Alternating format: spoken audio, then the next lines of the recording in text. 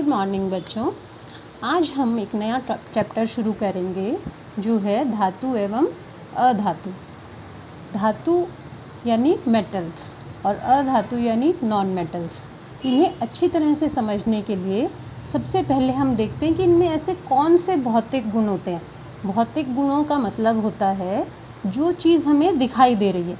अब जैसे ये बोर्ड है, आपको ये दिखाई दे रहा है कि इसका ये वाला भाग अलग है, ये अलग है, ये दिखाई दे रही हैं हमें चीज़ें। जो हमें दिखाई दे वो किसी चीज़ का भौतिक गुण होता है।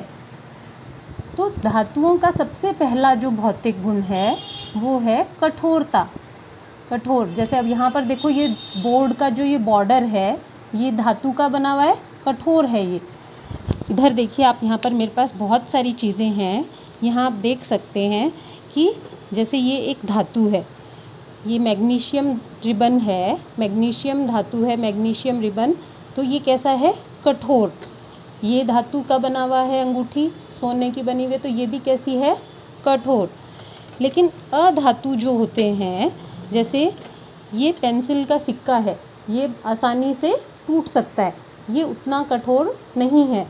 इसी तरह अगर मान लो लकड़ी से बनी हुई कोई चीज़ है, अगर हम उस पर बहुत अधिक ज़ोर लगाएं, बल लगाएं, तो हम उसे तोड़ सकते हैं। प्लास्टिक से बनी चीज़ है, उस पर बल लगाओगे तो उसे भी तोड़ सकते हो। लेकिन धातुओं को तोड़ना उतना आसान हमारे लिए नहीं होता। अब जैसे ये धातु है तो हम इसको बल लगाकर भी नहीं तोड़ सकते। तो पहला गुण हो गया धातुओं में कठोरता। दूसरा गुण होता है आघात वर्धनीयता।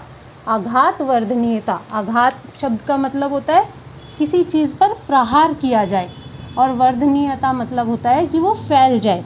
जैसे ये एल्युमिनियम फॉयल जो है, एल्युमिनियम एक धातु है, जब इसको ऊपर आघात किया गया तो इसको इतना पतला बना दिया गया, यानी आघात करके ये पतली हो गई। आप इसी तरह लोहे की चादरें देखते हैं जिनका छतों के रूप में इस्तेमाल होता है, तो वो भी उस पर आघात कर कर उसको चपटा कर दिया जाता है। धातुओं का अगला जो गुण होता है वो है तन्यता।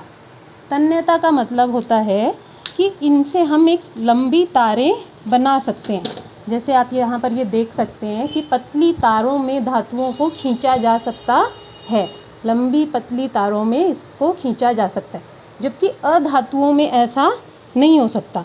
आप लकड़ी की तारें नहीं बना सकते। इसी प्रकार अधातुएं आघातवर्धनीय भी नहीं होती। अगला है विद्युत के सुचालक। धातुएं जो होती हैं विद्युत की सुचालक होती हैं। आप देखिए जितने भी बिजली के अंदर की जो तार होती है वो सब धातुओं की बनी होती है। उसके ऊपर जो है अधातु का कवर है, यानी रबड़ का कवर है, लेकिन उसका अंदर का जो भाग है वो धातु का बना हुआ होता है।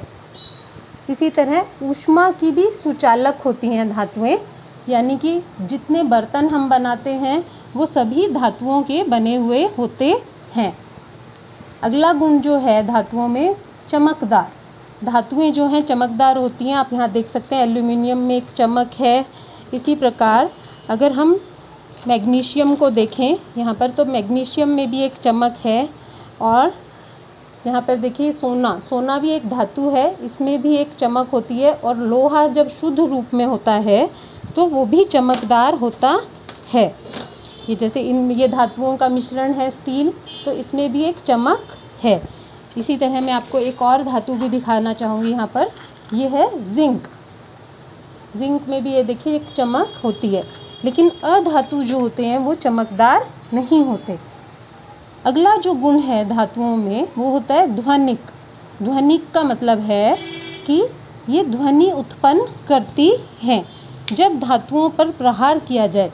जैसे कि यहाँ पर मैं अगर ऐसे ऐसे कर रही हूँ तो इनमें एक ध्वनि उत्पन्न हो रही है। आपने देखा होगा स्कूल में घंटियाँ जो बनी होती हैं वो धातुओं की इसीलिए बनाई जाती हैं क्योंकि वो एक ध्वनि, रिंगिंग साउंड उत्पन्न करती हैं।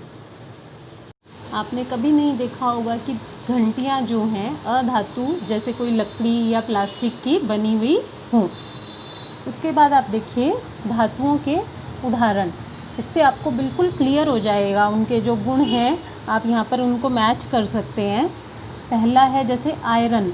यहाँ ब्रैकेट में मैंने इनके प्रतीक चिन्ह लिखे हैं। आयरन यानी लोहा जो है उसका प्रतीक चिन्ह होता है Fe।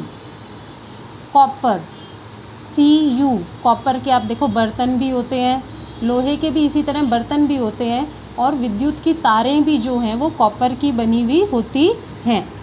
अगला है एल्यूमिनियम। एल्यूमिनियम भी एक धातु है, इसके भी बर्तन भी होते हैं, प्रतीक चिन्ह है इसका Al। और इससे हवाई जहाज वगैरह, ये एक हल्की धातु है इसलिए इसका उपयोग हवाई जहाज वगैरह बनाने में भी किया जाता है। अगला है कैल्शियम, प्रतीक चिन्ह है Ca। उसके बाद है मैग्नीशियम। मैग्नीशियम का प्रतीक चिन्ह है Mg। मैंने आपको पहले भी यहाँ पर दिखा दिया मैग्नीशियम किस तरह का दिखाई देता है। ये मैग्नीशियम रिबन है, इसको हम आगे भी यूज़ करेंगे, तो आप देख लीजिए मैग्नीशियम कैसा होता है, इस प्रकार। उसके बाद है जिंक, प्रतीक चिन्ह है इसका Zn। यहाँ पर मैंने आपको दिखा दिया था, जिंक जो है इस तरह हमें दिखाई देता है। उसके बाद है अधातुओं के उदाहरण हैं, जैसे सल्फर। सल्फर एक नरम सा पदार्थ होता है, थोड़ा सा प्रहार करने पर ही उसका चूरा हो जाता है, तो ठोस नहीं है। अधातु है तो ठोस नहीं है, ना ये चमकदार होता है, ना इसमें कोई ध्वनि उत्पन्न होगी, ना ये ऊष्मा का या विद्युत का सुचालक होगा। यानी जितने भी गुण हमने धातुओं के किए थे वो अधातुओं में हमें नहीं मिलेंगे। कार्बन, कार्बन को आपने सबसे ज़्यादा कहाँ देखा है, कोयले में। तो कोयले पे थोड़ा सा प्रहार करते हैं तो ही उसका चूरा बन जाता है, ठीक है, ना उसकी कोई तारें बनाई जाती हैं, ना उसको चपटा किया जा सकता है। तो कार्बन का प्रतीक चिन्ह क्या है हमारे पास, सिर्फ C। इसी तरह ऑक्सीजन, प्रतीक चिन्ह है O। ऑक्सीजन आपको पता ही है गैस है। अगला है फॉस्फोरस, प्रतीक चिन्ह है P। नाइट्रोजन, प्रतीक चिन्ह है इसका N।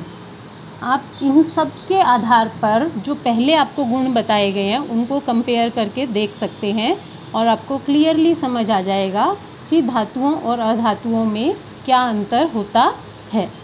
Thank you.